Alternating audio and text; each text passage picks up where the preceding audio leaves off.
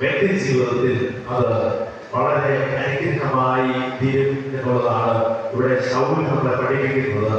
ഇവിടെ പറയുകയാണ് ഡമസ്കോസിലേക്ക് പോകുന്ന വഴിയില് ഈ ശൗലിന് ദൈവത്തിന്റെ ഇടപെടൽ വഴിയുടെ മധ്യത്തിൽ അവന് ബുദ്ധിമുട്ടായിട്ട് നേരിടുകയാണ്. അവൻ ആ സന്ദർഭം നമുക്കറിയാം. കാട്ട് കുരുടായി അവൻ തിരിച്ചു വാനത്തിലേക്ക് പോയി വിഷമിച്ചിരിക്കുമ്പോ അനന്യാസ് ഒരു മറ്റൊരു മനുഷ്യന് ഈ ദൈവത്തിന്റെ അനുഗ്രഹം കാണുവാൻ വേണ്ടി അവിടെ അയക്കുന്ന ഒരു സന്ദർഭമുണ്ട്.